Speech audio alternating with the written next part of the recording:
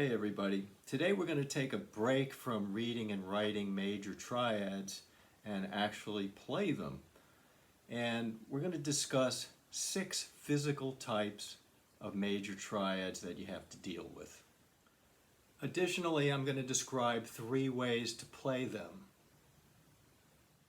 You know, when one looks at a keyboard, it's almost like a geographical map. So the 6 groups of triads that I'm going to describe are based on the particular topography of each of those groups. For example, C major, F major, and G major are all white keys, and they have different requirements than a triad that has 1 or 2 black keys. Our next group of triads is D flat, E flat, and A flat. And those 3 are bounded by black keys on the outside and 1 white key on the inside. And then we have D major, E major, and A major. And those are bounded on the outside by white keys with a black key in the middle. And then we have B flat major, which is B flat D F. And that has a black key on the bottom and 2 white keys on the top, whereas B major has 1 white key on the bottom and the D sharp and the F sharp on the top. And finally we have F sharp major or G flat major, which is all black keys. So we'll begin with the first group, C, F, and G, and I'll show you the easiest way to play triads, and that is to take, we're going to use 1, 3, and 5, fingers 1, the middle finger, and the pinky.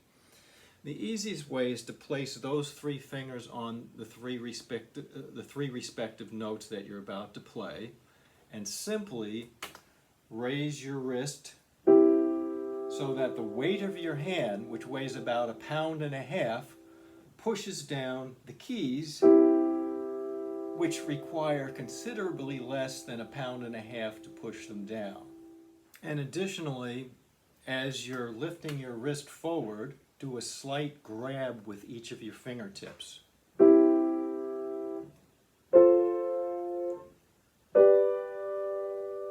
And notice, when I'm finished, my fingers are almost vertical to the keyboard, or perpendicular to the keyboard.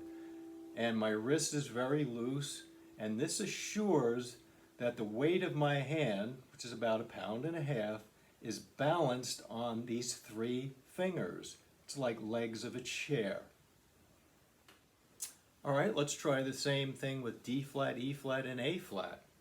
So I situate the 3 fingers, D flat, F, A flat, grab my wrist, and slowly raise it as I'm grabbing gently those notes with my fingertips. And then E flat, G, B flat. Notice the position that I'm ending in. And A flat, C, E flat. And the next group, we have D, E, and A. Position your hand on D, F sharp, A. Gently lift your wrist and grab onto the notes gently. And there they go. E and A. And let's continue on with B flat and B major. So B flat, I have B flat, D, F. Nice gentle lift as I'm gently grabbing onto each of those 3 notes. B, D sharp, F sharp. You want to feel those 3 notes and then gently lift your wrist. And there's very little finger motion here. And then finally we have F sharp major or G flat major. Same thing. G flat, B flat, D flat. Situate your fingers there. Grab your wrist, which is nice and loose, and up and forward. Notice how my fingers are almost perpendicular to the keys, and the weight of my hand is just balanced there. Now this is a great technique if you want to play, if you're playing slowly and if you want to play softly. For example, the level of sound that comes out will be determined by how fast I do this forward motion. Now nice and slowly. So whenever you want to play a nice soft note on the piano, even if it's a single note, just let the weight of your hand push it down. And one other thing to always strive for when you're playing more than one note is to play them exactly together. That's one of the most difficult things to do on the piano, actually. So for example, if I have C, E, G, I'm listening very carefully that they sound at exactly the same time, known as synchronization. Now this technique is fine if you're playing rather slowly, if you want to play softly, but what if you want to bounce around like this?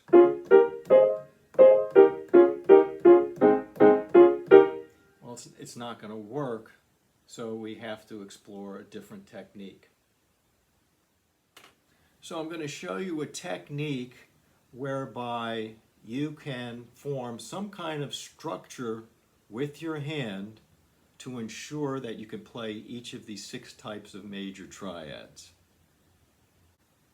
The technique involves using staccato, which are short strokes, very short notes where you come off the keyboard, in this case, at least 10 inches. So I'm going to show you a cool way to structure your hand to play each of these types of triads. So the first thing you want to do, put a metronome on about 100. Line up C, E, G, and play staccatos. And we're going to do it like this. And we're going to come at least 10 inches off the key each time. And as I do this, my fingers, I should say, take on a certain structure. Excuse me, let me just turn this off. So, if I held up a 2-dimensional plane and put these 3 fingers on that plane, they would come down at exactly the same time, and that's what we need to play a C major, an F major, and a G.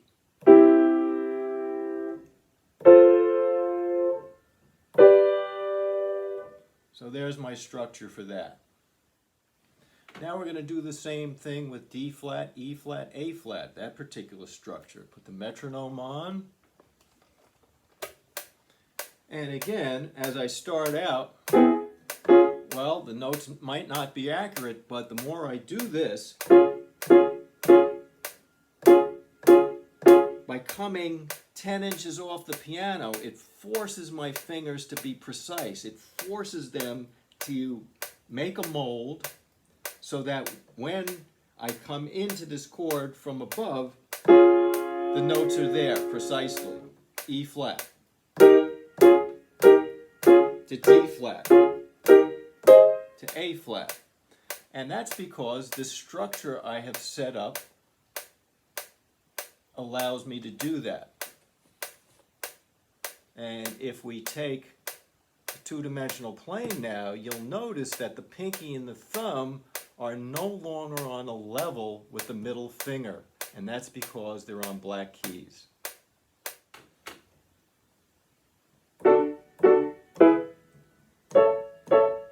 So my particular hand structure for D, E, and A will look like this. And if I put a 2-dimensional plane under it, you'll notice that the 2 outer notes are on the same plane, but the middle finger is a little higher to accommodate for that black key that's in the center.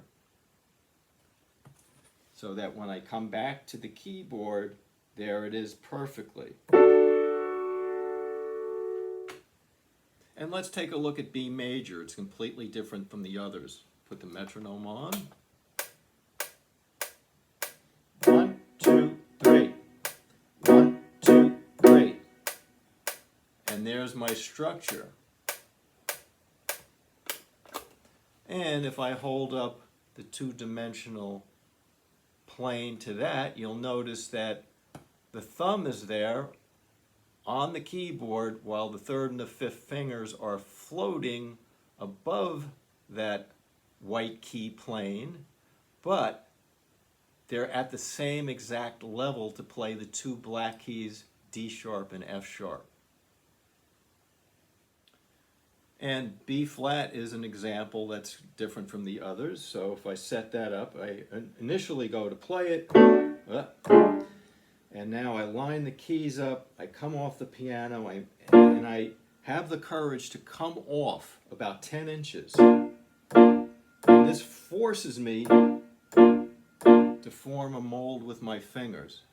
And this is very different from the others now.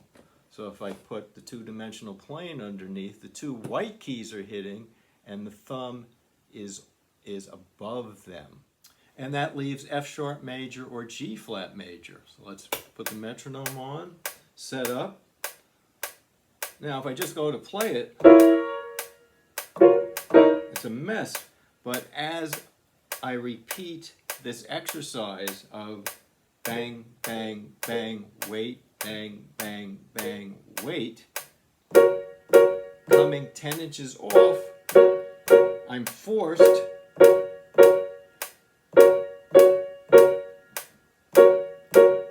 to find a way, to find a mold for those fingers that will work.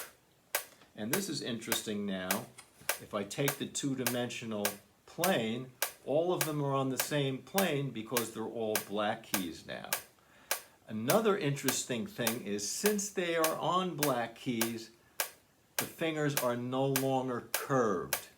And that's another topic of discussion for another day. It's very important, once you've established this structure where your fingers are molded or locked into place, that you can also be able to move your wrist. So the smallest lever, the finger, is locked in place from the metacarpal bone to the tip of the finger. And actually they can move a little bit within that mold. But the point is, just prior to hitting that key, they're locked into that two-dimensional plane, which is the white keys of the piano. And it's important to mention that if you lock any of the levers above the finger lever, which goes from the metacarpal to the tip of your finger, if we lock the wrist after locking the fingers, then we can't play at all. Because the fingers still in that locked position have to be able to move a little bit and then come back to that set position. And you can only do that if your wrist is loose. If that wrist is tight, everything below it you can't move. Similarly, if your elbow is tight, I can't move my wrist now and I can't move my fingers. So that's very important to understand. The actual motion that I'm doing to impart force to the keyboards is actually a drop. So if you had your hand in your lap, for instance, pick it up from the elbow, the whole forearm, and I like to teach this way. Take your other hand and lift your wrist up. So now your whole arm is moving from the elbow, and then just let it drop.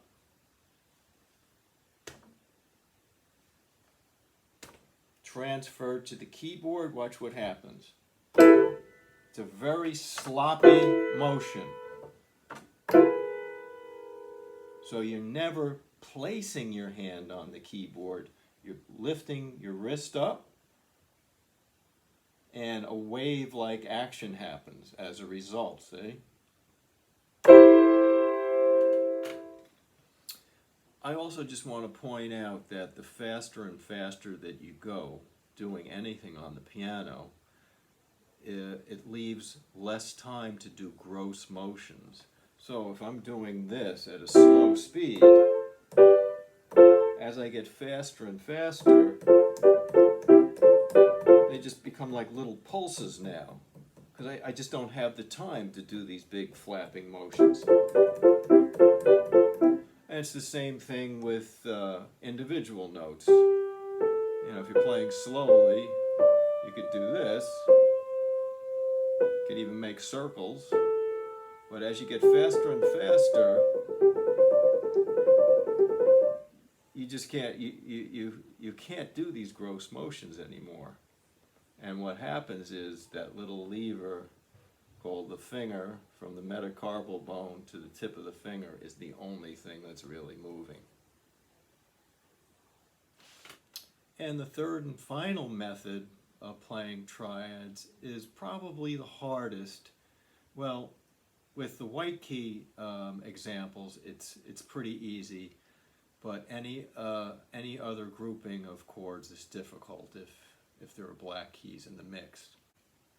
So using the same dropping technique of your wrist, we're now really going to drop the wrist. So on C, F, and G, take a look. So now the wrist is well below the keyboard, and it's like I'm falling, there's a cliff there I can grab onto. And the wrist keeps going, and I'm grabbing on for my life. And this is very, it's very sloppy maneuver. You just drop it. And it's extremely relaxed. And if you can just let go, it's a really easy way to play. And I have seen people play this way. So the problem now arises, what do you do if you have black keys, like a D flat major triad, D flat, F, A flat? Well, if I do an extreme drop, I'm going to bump into the white keys in front of the black keys. So what I'm going to do is I'm going to concentrate on dropping, but only so far. And I'm going to stop myself before I hit those white keys, see? And that's how that works. And then we have B flat and B major. We're going to have the same problems there. I have to be very careful. And this is something you have to practice. How far can I let go of this wrist before it hits white keys? Same thing with B. Let's see. B, D sharp, F sharp. I'm going to try to go lower. And I start hitting the white keys in front of the D sharp and the F sharp. Well, I hope that video was beneficial to you. If you enjoyed it, please hit the subscribe button. Our next lesson will be on minor root position triads. Take care.